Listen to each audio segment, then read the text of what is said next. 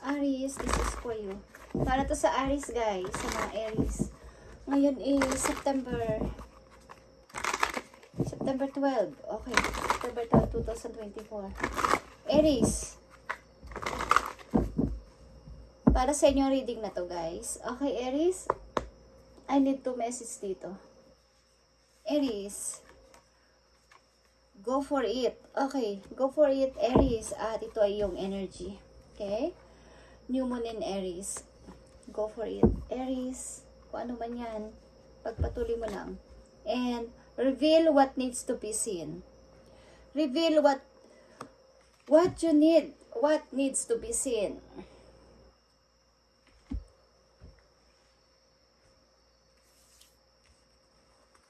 Kung ano man ang gusto ninyo sa buhay, guys, patuloy lang, Aries. At huwag kayong matakot. Huwag kayong pa-apekto sa inyong mga emotion sa panahon na yun. Sa kasalukuyan, okay? Aries, tingnan natin ang inyong message sa mga Aries na gustong padala ng message today. Simula sa araw na to, September 12, 2024. Sa mga Aries na gustong padala ng message ng inyong guidance. I need 3 message dito para sa inyo, guys. Sa mga Aries na nakatakdang bigyan ng message dito, you have 2 of Pentacles, guys. Okay? 2 of Pentacles. Mukhang mga Aries na nandito sa reading ay may pagkukulang sa, kumbaga, may kakulangan sa money. So, kailangan ninyong magdesisyon sa inyong kasalukuyan. Page of Pentacles, guys. 6 of Cups and 6 of Cups. 6 of Swords. Okay. Kailangan nyo mag-decide sapagkat may opportunity. Bagamat kayo ay naninimbang sa ayaw ninyo at sa hindi, kailangan nyo mag-decide. Kailangan ninyong umalis. Kailangan ninyong maglakbay. Kailangan ninyong patunayan na kaya ninyo. Kaya ninyong magplano. Kaya ninyong ipagpatuloy ang inyong mga plano. Okay? Go for it, Aries. Titingnan natin yan, guys. Aries, sa mga Aries na nandito sa reading, ibigay mo ang kanilang situation sa kasalukuyan. Kung sino man ang mga Aries na nandito sa reading, ibigay mo ang kanilang situation sa kasalukuyan. Sa mga Aries na nandito sa reading, I need message. I need message sa mga Aries na nandito sa reading. Yeah. Ipagpatuloy niyo yan, guys. Mag-decide na kayo. Okay? Aries, tingnan natin ang message for you.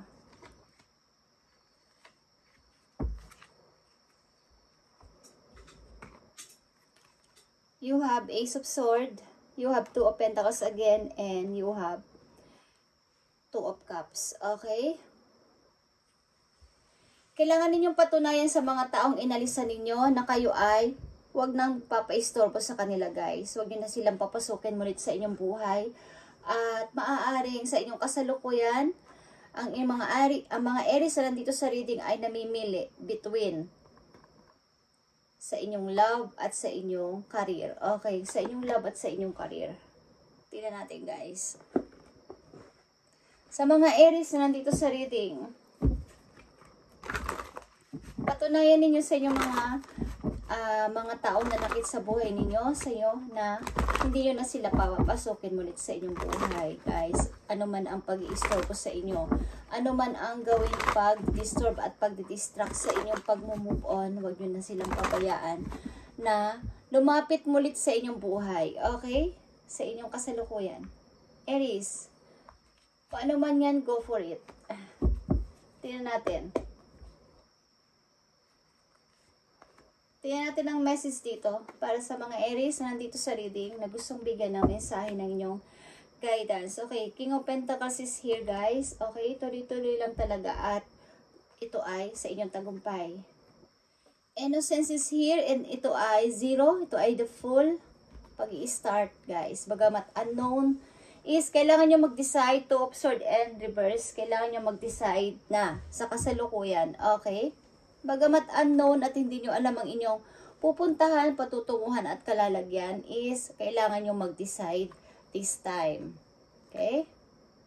7 of Arrows, guys. Maaring Sa ayaw at sa hindi ay meron kayong iiwan na mahal nyo sa buhay. Ito ba ay inyong anak or ito ay inyong mahal na mahal sa buhay na ayaw nyong iwan is maaring kayo ay may isasakripisyo para dito sa mga Aries nandito sa reading. Tingnan natin ang inyong future, Aries, sa inyong pag-move on, pag-i-start at pagpapatuloy. Ano ang mga message dito na gustong iparating sa inyo ng inyong mga guidance. Okay? Para sa mga Aries na nandito sa reading, Ace of Pentacles, guys, okay? Napakagandang kapalaran ang naghihintay sa inyo. Okay? Magandang trabaho, magandang kapalaran ang naghihintay sa inyo sa inyong future. At pag-i-invest ng kung ano man yan, guys. Pag-i-invest, puro ito Pentacles, okay? Seven of Wands, okay, guys. Maaring kayo ay lalayo sa mga taong naghatid sa inyo talaga ng lalayo kayo sa mga tao naghatid sa inyo ng sakit, okay? Magdi-decide kayo sa ayaw at sa hindi. Is kailangan ninyong matuto at pag-aralan ng mga nangyari sa inyong buhay, sa inyong past, okay? At matutong ipaglaban ang sarili, matutong i-keep ang para sa inyo, lalo na sa inyong kaperahan. Mga darating na kaperahan sa inyo, sa inyong future is kailangan nyong tipirin, guys. Okay. Sa mga Aries na nandito sa reading, uy, guys. Tingnan natin ang message for you. Kayo ay ikakasal na, guys. Okay? Di na magtatagal, ikakasal na kayo. Tingnan natin ang mga Aries na gustong bigyan ng message dito sa reading. Mga Aries na gustong bigyan ng message dito sa reading, ng inyong guide. Okay, Spirit Guides, ibigay ang tamang message sa mga Aries na nandito sa reading. Please, send my message. Send my message. Trust is here, guys. You need to be trust. You need to have trust and relationship in order for it to flourish. Okay, kayo ay ikakasal, guys. At kailangan pa dito ng more trust para dito sa relation na to, guys. Okay? Ito ay union ng dalawang divine soul ito, counterparts, miraculous. Okay. Hindi nyo na dapat i-expect sapagkat darating yan, guys. Darating at darating. Okay. Nakatakda na kayong ikasal, guys, at trust ang kailangan dito para sa inyong dalawa. Tiwala. Tiwala. Okay, tiwala sa isa't isa para matuloy ang kasal na to, okay? Tingnan natin ang payo sa inyo dito, sa mga Aries na dito sa reading. Kung ano man ang bumabagabag sa inyong kalooban sa ngayon at mga nanggugulo mga tao galing sa mga nakaraan o mga nanakit sa inyong nakaraan is, wag nyo nang papasukin sa inyong buhay, Aries. Magiging istorbo ito sa inyong pagpapatuloy. Okay? Aries, na nandito sa reading, ibigay mo ang tamang message sa kanila at para bigyan sila ng guide sa kanilang ginagawa sa kasalukuyan papunta sa future. Ayan, nakikita nyo to. It is time to stop letting worry rule you, Aries. Instead, get excited about your future and all it will bring. Okay? What energy and emotion you put out comes back to you. Kung ano yung emotion, kung ano yung energy na inyong ginagawa sa inyong kasalukuyan is kumbaga ito yung darating sa inyo, guys. Kung ano yung inyong ininvest na emotion, ininvest na energy, yan din ang makakamit ninyo sa future, okay?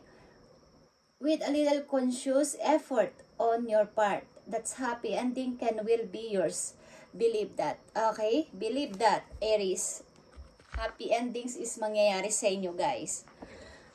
Tingnan lang natin ang maaari ninyong mga worries, something. Aries, na nandito sa reading. Mga worries ninyo, mga alalahanin. I need 2 messages dito sa maaaring mga alalahanin ng mga Aries na nandito sa reading. Ibigay mo ang kanilang maaaring alalahanin o worries. Pathway, okay. Maybe, naalala nyo kung tuloy-tuloy. Tuloy-tuloy ang magiging pag-open ng opportunity nito para sa akin. Okay? Maaring inaalala nyo na tuloy-tuloy ba to o talaga ba may opportunity na magbubukas o may new door na magbubukas sa akin. Okay? Yan ang inyong alalahanin o worries ng ilang Aries na nandito sa reading. At great fortune. Okay? May maganda pa bang pag-asa na darating sa akin? Meron pa bang money na paparating sa akin? Okay. Yan ang inyong mga alalahanin. At isa pang message dito para sa inyo. Tingnan natin guys. Para magkaroon kayo ng guide. Go for it, Aries. Tuloy-tuloy na lang at wag na kayong papipigil. Okay. Something guys, the more na hindi nyo ini-expect ang inyong kasal ay mangyayari sa lalong madaling panahon. Okay lang, Aries, nandito sa reading. Nakatakda kayong ikasal sa taong love nyo sa ngayon. Okay, tingnan natin ang mga messages ko para sa inyo. Aries, na nandito sa reading, ibigay mo ang tamang message sa kanila para magkaroon sila ng guide sa kanilang mga ginagawa sa kasalukuyan papunta sa future. Ngayon ay September 12, 2024 at simula ang reading na to kung kailan nyo itong mabasa, okay? O marinig. Ace of Michael is Ace of Sword. Katulad ng isang message sa inyo dito, nandito ang Ace of Sword. Okay? May dalawa ka ditong Ace of Sword. A wonderful new idea. Aries, don't allow bumps in the road to hinder your progress. Clear up communication problem with others. Kung kayo ay may problem sa ibang tao, kailangan dito ng clear communication at tapusin ang gulo na to. At kailangan nyo itong mapagtagumpay o ma-overcome nyo to. Kung ayaw nyo ng paistorbo sa tao na to, kailangan nyo ng clear na conversation or sabihin na wag mo na akong i-istorbohin sapagkat ako ay nakasurvive na dito. Nag-move on na ako, okay?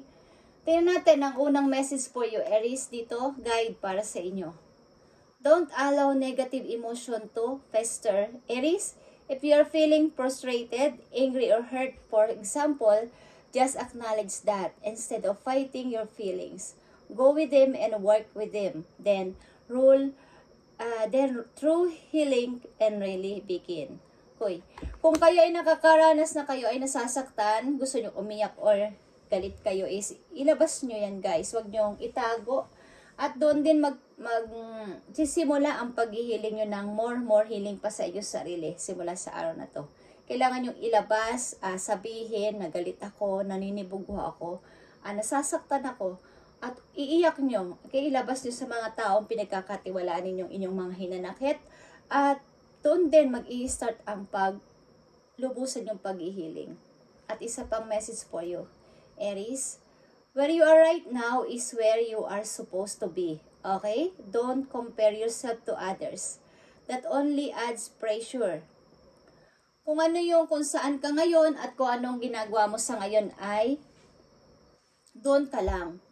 Huwag mo nang i-compare ang sarili mo sa iba at nakakapagpadagdag pa ito ng pressure sa'yo, okay? Na si ganito, bakit ganyan, bakit ako ganito, okay? So, take each day as it comes, for what it is. You are a better person, Aries, than you were yesterday. Growth isn't easy, but you've got this. Okay. Hindi madali yung pinagdaanan nyo, Aries, at hindi rin madali ang napaglagpasan nyo sa buhay.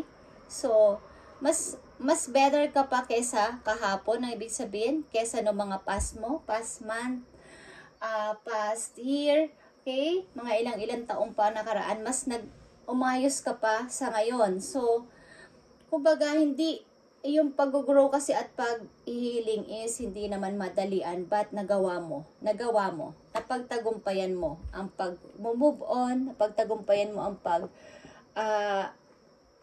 pagpapatuloy. So, nakaka-proud. Yan ang sinasabi sa inyo ng inyong mga guidance. Okay, at nagawa mo makasurvive sa inyong kinalagyan. Okay, Aries, tingnan pa natin ang message pa para sa inyo dito sa iyong situation sa kasalukuyan. Aries, tingnan pa natin.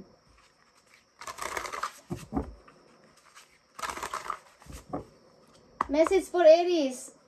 Payo man to o paalala. Spaceship, Aries, don't be afraid to sing. Ang ibig sabihin nito, huwag kang matakot sa iyong mga hinaing, sa iyong mga gusto sabihin, sa iyong mga sama ng loob. Kung gusto nyo sabihin, huwag kang matakot magsalita, okay?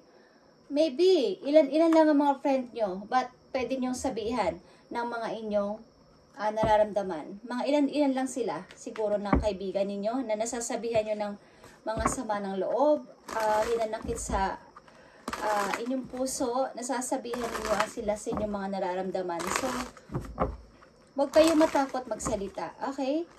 Ilan sa inyo is 34 years old, 43 years old. Ilan sa inyo is may anak na 7 years old, okay.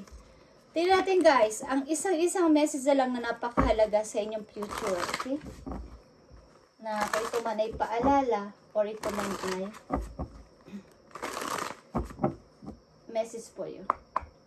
Okay, Aries, ito na ang isa pang message for you. Okay, nakikita mo to Aries? The Sun. Ito ay energy ng Leo. Maaaring may Leo din na sangkot o may involve sa buhay ninyo na mag-i-encourage sa inyo para kayo ay tumapang pa at magpatuloy sa buhay. Okay? Aries, happiness ito, the Sun. Okay? Kapag ito lumabas sa reading, 100% kayo ay sasaya. Meron kayong masayang magaganap sa inyong buhay. Okay? Sa mga Aries na dito sa reading. Nakikita nyo yan kung gaano siya kasaya. At maaaring kumbaga, mayroon siyang freedom, mayroon siyang, kahit mag-isa siya, wala siyang masyadong kaibigan, but ang happy niya, ang happy ng puso niya. Lahat is na-forgive niya, na-forget na niya, at nanantili siya sa kanyang posisyon. Okay? Na bilang isang siya na may sariling desisyon at hindi nagpapa-control sa ibang tao. Kay Aries, tuloy-tuloy lang Aries, at sabihin mo kung ano ang inyong dapat sabihin sa mga taong malalapit sa buhay ninyo para hindi yan kumbaga manatili sa puso ninyo yung mga sama ng loob. Okay. Napakaganda Aries ng inyong reading at trust ang word dito para sa inyong pagpapakasal. Malapit ka ng ikasal, promise. At meron kayong mga something i-build. Dahil may mga money paparting sa buhay ninyo. Okay, Aries? At proteksyonan nyo ang sarili nyo sa maaaring kumuha ng inyong money. Ang ibig ko sabihin, pwede kayong maloko pagdating sa money. Okay, so proteksyonan nyo ang inyong sarili at ang inyong pera. Okay, Aries? Be humble. Okay? Thank you, Aries, at God bless sa inyong lahat. At ipag-pray ko rin ang inyong pagpapakasal at pag-unlad pa sa buhay. Thank you and God bless.